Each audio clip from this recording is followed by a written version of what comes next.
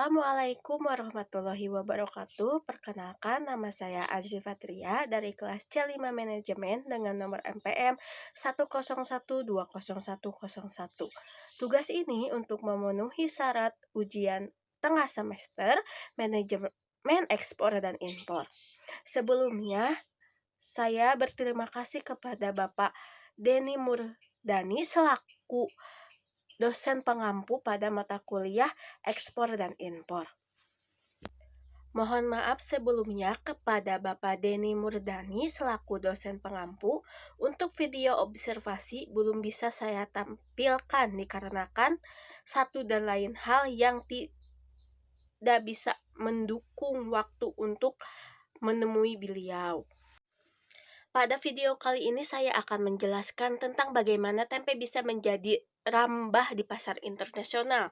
Bisa kita lihat dari banyaknya pedagang-pedagang tempe di Indonesia yang di pedagang UMKM pada saat ini di perumahan-perumahan produk tempe akan menjadi besar pasarnya. Hingga saat ini tempe bisa menjadi bahan makanan yang paling unik di kalangan masyarakat. Jelas saja, tempe adalah bahan fermentasi 3 hari berturut-turut untuk menjadi bahan yang sehat untuk dimakan. Peduli dengan usaha mikro kecil menengah di masa pandemi mengadakan observasi UMKM di Jalan Pasiruyu, Kota Bandung. Kali ini saya tidak bisa menampilkan videonya karena sudah dijelaskan di video sebelumnya. Pada proses pembuatan tempe, usaha yang dimiliki oleh Bapak Iwan ini diawali dengan mencuci kedelai menggunakan air mengalir hingga bersih, lalu kedelai direndam selama 5 jam. Selanjutnya, kedelai dicuci lagi dan direndam selama 1 malam. Setelah 1 hari, kulit kedelai dikupas menggunakan mesin pengupas biji. Kedelai yang telah bersih lalu dikukus sekitar 20 menit, kemudian diangkat dan didinginkan. Setelah dingin, kedelai ditaburi dengan ragi tempe dan diaduk hingga rata. Kedelai lantas dibungkus menggunakan plastik dan ditunggu selama 2 hari dengan suhu ruang. Dari awal proses pembuatan sampai pengemasan membutuhkan waktu kurang lebih dari 3 hari.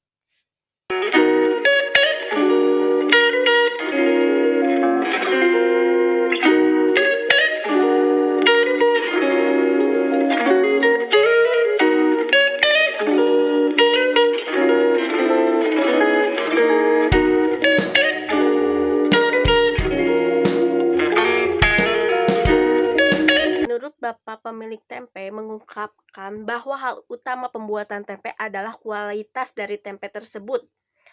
Kami menggunakan keledai impor karena keledai lokal dinilai kurang bagus untuk bahan baku tempe.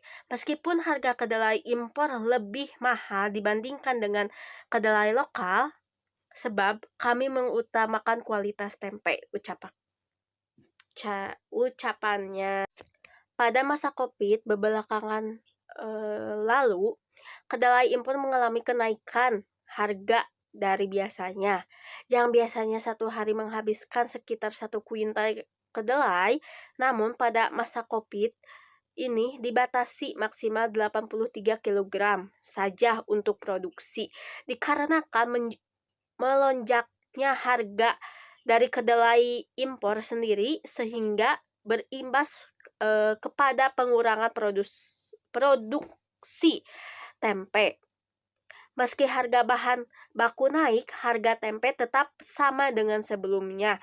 Hanya saja ukuran tempe sedikit kecil dari yang sebelumnya. Sebagai pengusaha tempe, menginginkan agar pandemi ini segera berakhir.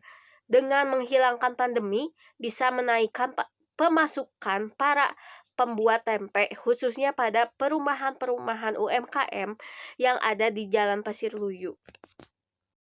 Pada dasarnya tempe sudah terkenal di pasar internasional, yaitu pasar Jepang.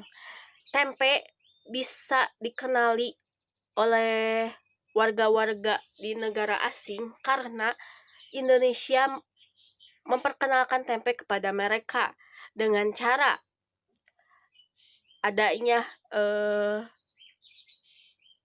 review-review dari orang-orang sana dan adanya pemasokan antara impor Indonesia ke pasar internasional, yaitu pasar Jepang. Mungkin pada saat ini menikmati tempe Indonesia di jaringan supermarket Gyomu Supa yang merupakan salah satu jaringan supermarket terbesar di Jepang. Produk pangan Indonesia dari superfood tempe ini akan masuk ke pasar Jepang melalui salah satu distributor besar Jepang, Kobe atau Busan COLDT. Indonesia dan Jepang telah lama menjalin hubungan kerjasama baik dalam bentuk kerjasama bilateral, regional maupun multilateral.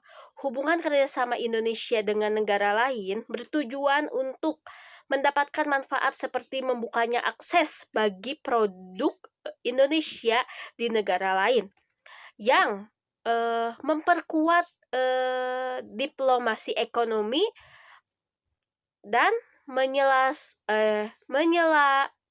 menjelaskan program nasional dalam bidang standarisasi dan penilaian kesesuaian program internasional perdagangan dengan tidak mengurangi hambatan teknis perdagangan yang meningkatkan kualitas produknya, yaitu dengan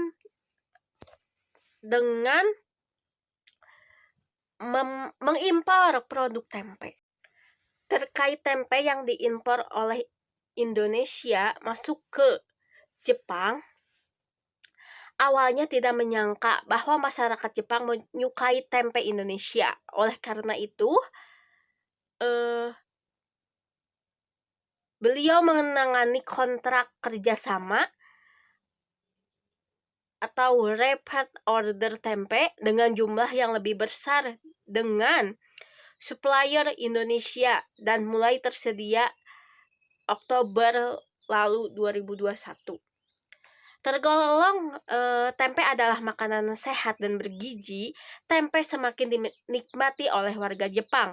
Selain impor dari Indonesia, tempe juga diproduksi di Jepang oleh pengusaha diaspora Indonesia, yaitu Sari Raya Tempe dan Rostus Tempe. Pada tahun 2020, ekspor produk makanan dan minuman Indonesia di pasar Jepang tersebar USD atau dolar Amerika sekitar 304,8 juta dengan tren kenaikan nilai ekspor selama 5 tahun terakhir sebesar 3,27%. Pertumbuhan yang pesat ini harus ditingkatkan sejalan dengan tren pasar Jepang yang memulai melirik produk yang berkualitas. Ini terjadi karena tantangan sekaligus peluang bagi produk manajemen khususnya makanan Indonesia di Jepang. Kedepannya, promosi perlu diseiringkan dengan edukasi terus-menerus kepada masyarakat Jepang tentang cara mengolah dan menyantap produk pangan olahan asal Indonesia. Terima kasih. Sekian video pemaparan materi yang saya sampaikan. Mohon maaf bila ada kesalahan, salah-salah kata dan berbelit-belit kata. Mohon dimaafkan.